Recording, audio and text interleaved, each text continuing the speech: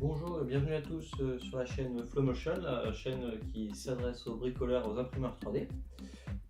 Aujourd'hui, nous allons effectuer une opération d'un niveau de difficulté assez simple.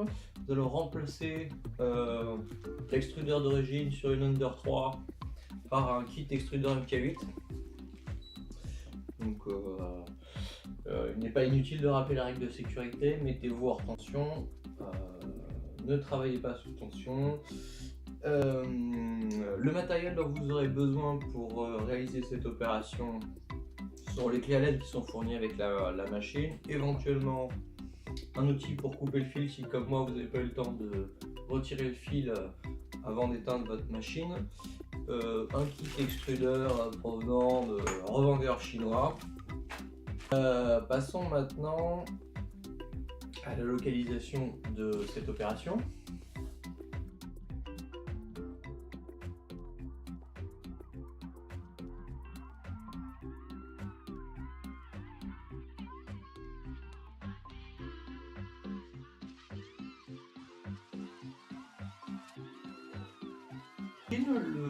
L'extrudeur est déjà monté, donc la machine étant prémontée, ça fait partie des pièces qui arrivent d'ores et déjà montées. Voilà, c'est pourquoi on n'a pas d'explication dans le manuel d'instruction sur comment monter ces pièces. Bon, il faut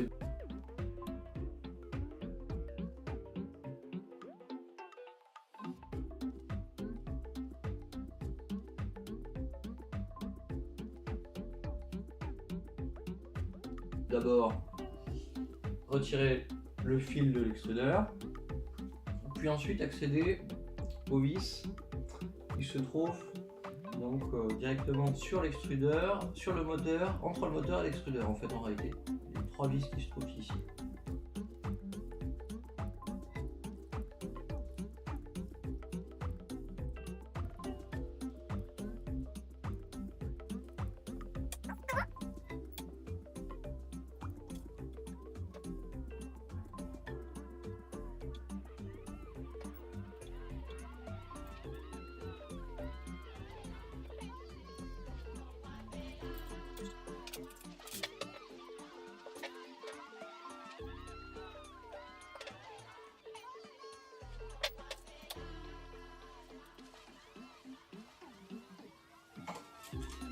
Faites bien attention à soutenir le moteur lorsque vous démontez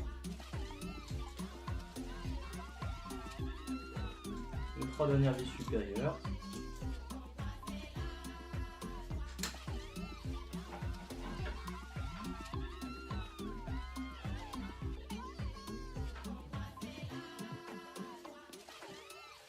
Tentons de comparer les pièces qui sont fournies dans le kit avec les pièces d'origine.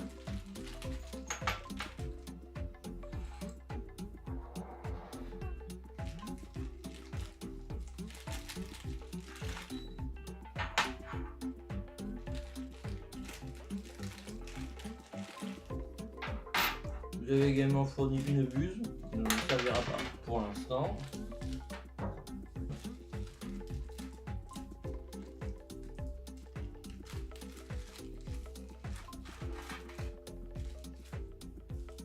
Donc, vous avez les vis de fixation qui paraissent identiques.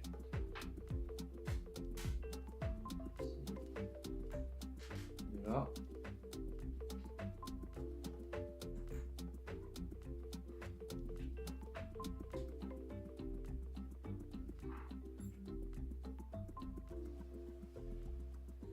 Vous avez la partie qui se met sur le tube de PTFE qui a priori est identique.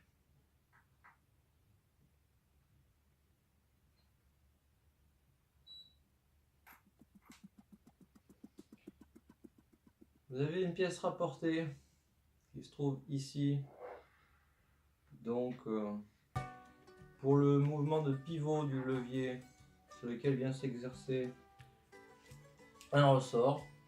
Comparons les ressorts. Le ressort livré dans le kit MK8 est plus grand que le ressort d'origine. Il a également une dureté qui a l'air supérieure à celle qui est fournie dans le kit d'origine. En ce qui concerne la roue dentée, elle a l'air rigoureusement identique. Pour le bénéfice du doute, on va quand même la monter.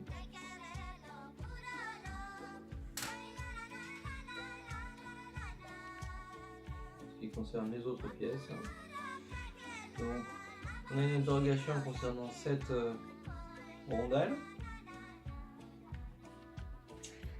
On va démonter la pièce d'origine. On s'aperçoit qu'en fait, en réalité, il existe entre le galet et la vis se positionne cette rondelle.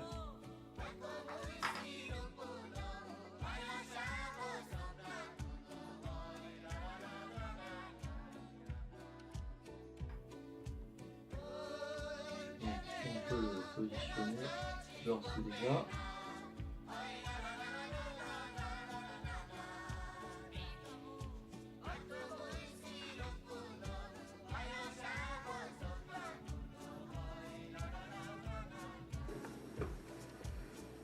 Une fois ceci fait, on peut commencer par changer la pièce qui se trouve ici. Il faut pour cela une petite clé à laine. Soyez très précautionneux lorsque vous démontez les petites vis qui se trouvent sur la pièce en laiton. Car elles sont assez fragiles et bien serrées.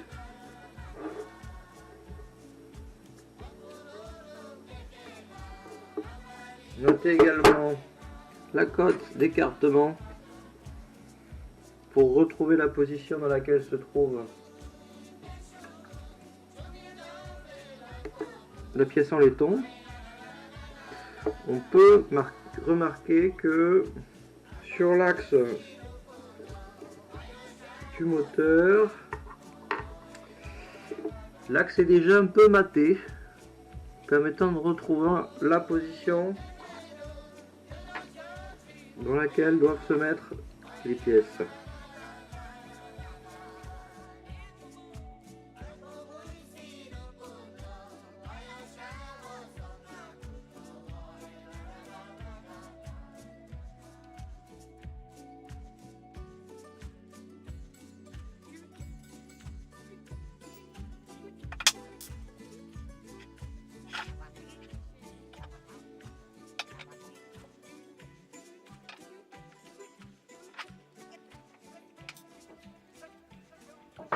Donc pour ce qui s'agit d'exercice de remontage, nous allons procéder de la manière inverse du démontage, à savoir, nous allons commencer par le moteur et ses 3 vis sur la platine.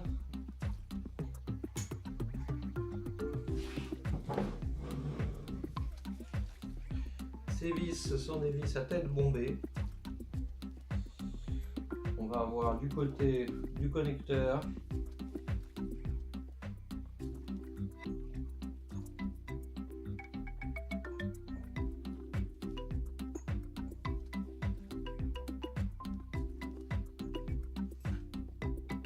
les 3 vis à tête bombée.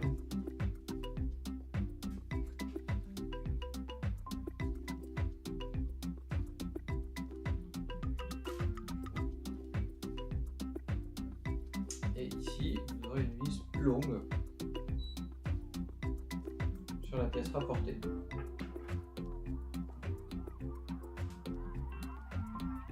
Ici, à cet endroit-là, vous avez une vis à tête plate, puisqu'on voit que la gâche doit passer par-dessus.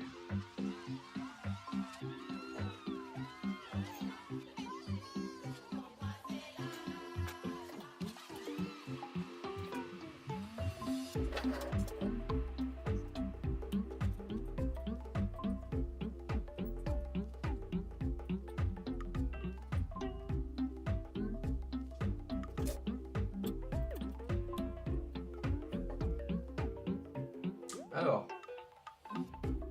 c'est à ce moment qu'on peut positionner le ressort.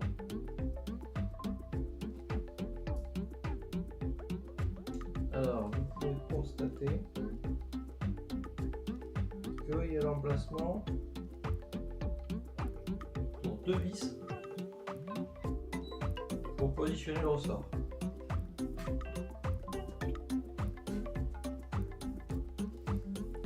Une de ces 2 vis va avoir le rôle de pré-contrainte. Elles sont identiques. Hein. C'est-à-dire que plus on va dévisser la vis qui se trouve ici, plus le ressort va être comprimé. Et donc il va exercer l'effort sur le fil.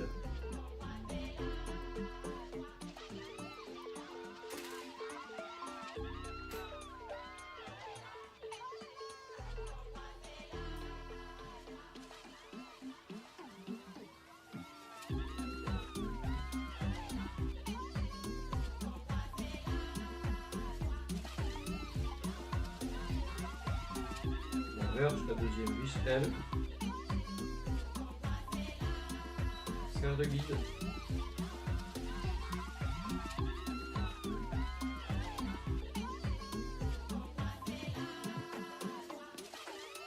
Afin de positionner le ressort.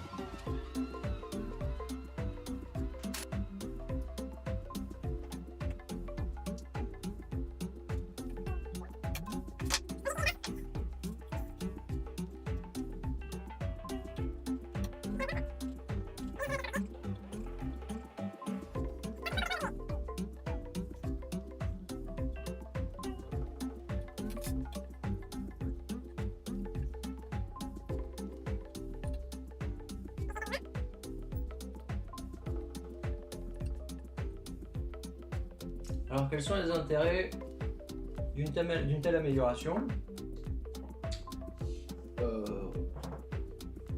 La pièce en aluminium est moins soumise aux déformations et donc encaisse mieux et résiste plus longtemps.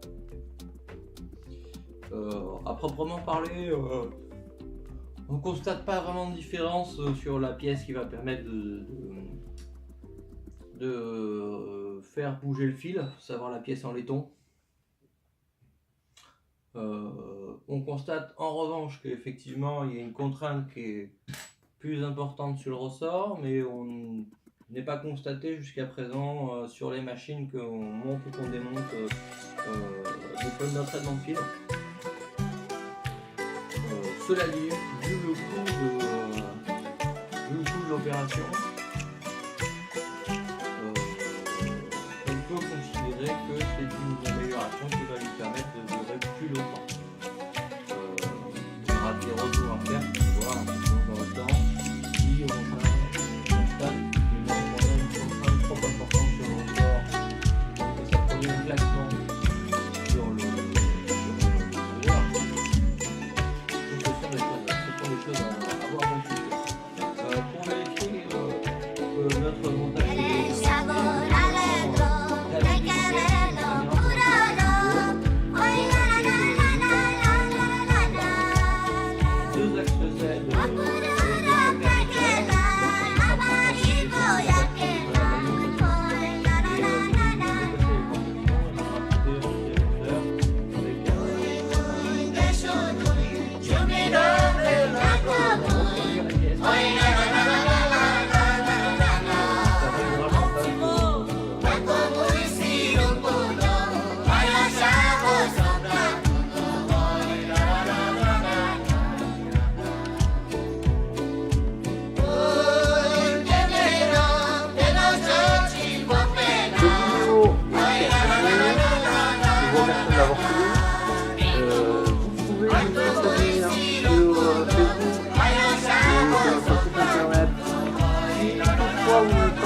de réaliser cette opération vous-même.